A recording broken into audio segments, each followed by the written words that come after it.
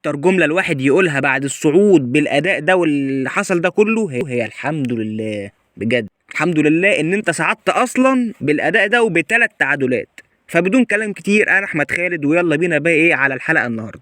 يعني قبل اي حاجه الحمد لله على صعود اصلا منتخب مصر كمركز تاني بالاداء ده. وكمان ماتش غانا وموزمبيق نجدك، موزمبيق اتعادلت في الاخر، لو ما كانتش اتعادلت انت كنت هتخش في حسبه تانيه خالص، حسبه انت في غنى عنها.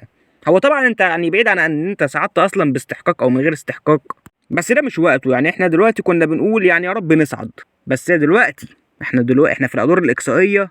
بجد يا جدعان هنزعل جامد قوي، وده بسر الدعاء والسجده. ودي مش الاغنيه، لا دي حقيقه، احنا صعدنا فعلا بسر الدعاء والسجده. دي الحاجه التانيه يعني التشكيله اللي المفروض كان يتلعب بيها من بدايه البطوله انت بتلعب بيها النهارده، اللي هي مين؟ الشناوي، منعم، حجازي، محمد هاني، احمد فتوح مش محمد حمدي، مروان عطيه رقم 6 مش النني اللي هو اصلا مش 6 وما بيلعبش مع ارسنال. وهفضل اعيد والحته دي كتير، ما بيلعبش مع ارسنال وكمان اداؤه وحش اخر فتره. على يمينهم حمدي، على شماله امام عاشور، قدام زيزو طبعا هو بخلاف صلاح طبعا زيزو، وعلى الشمال مرموش، وقدام مصطفى محمد. طبعا بعد التشكيله اللي احنا قلناها دي انت في الشوط الاولاني انت مسيطر مستحوذ. كاب فيردي قاعده ورا، طبعا هي مريحه طبعا، يعني في كام لعيب كده هي مريحاهم اصلا، اللعيبه اللي هي واخده انذارات وكمان من اللعيبه من القوام الاساسي اصلا. فانت كاب فيردي مدياك الكوره وبتلعب على المرتده. انت الشناوي ما حدش راح عليه، بقول لك في احصائيه يا راجل ان احنا في الشوط الاولاني شايطين بتاع 10 كرات منهم 2 على الجون. ايه ده؟ وكاب فيردي صفر صفر، صفر شوط وصفر اون تارجت، اللي هو صفر هنا وهنا. انت بس اللي بتلعب، وفي الاخر انت الشوط الاولاني هي اللي بتجيب جون. يعني يخرب بيت الضحك بجد. مصطفى محمد بيضيع كوره اللي هي مرموش شاطها دي بجد. يعني انت الشوط الاولاني مشغل الجبهه اليمين زيزو ومحمد هاني، يعني محمد هاني طول الوقت كان متقدم بيلعب عرضيات. فتوح ما شفتهوش قدام غير مثلا في الدقيقه 17 حاجه ابتدى يطلع. يعني بجد يعني انت الجبهتين كانوا شغالين بس الجبهه اليمين كانت شغاله اكتر. يعني احنا بقى ايه بعد السيطره والاستحواذ؟ يعني احنا المره اللي فاتت قلنا يعني احنا بنعمل عرضيات كتير ومفيش استغلال والعرضيات كلها غلط. المره دي احنا ما شاء الله يعني ماشي في عرضيات بتتلعب مش كلها صح، بس في حاجه اللي انت الانهاء على المرمى. فين الجون؟ يعني انت اصلا عامل كل ده عشان تجيب جون ما بتجيبش. بس سيبك بقى من كده، في حاجه مهمه. يعني انت حسيت بفرق كده ما بين موجود النني ووجود مروان عطيه؟ بكلمك جد، شفت الفرق؟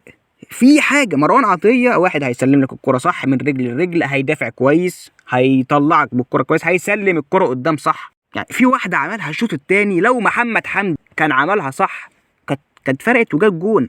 يعني ميزه مروان عطيه بيلعب بساط حلو، وكمان بيخلق لنفسه مساحه كدور رقم 6، بيخلق لنفسه مساحه بينزل ما بين المدافعين عشان يستلم ويطلع الكوره.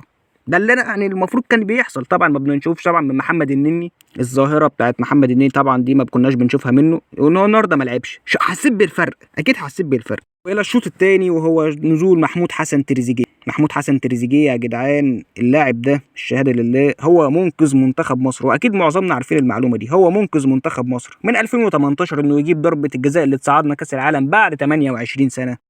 البطوله اللي فاتت اقربها، البطوله اللي فاتت في ماتش المغرب هو اللي يكسبك الماتش.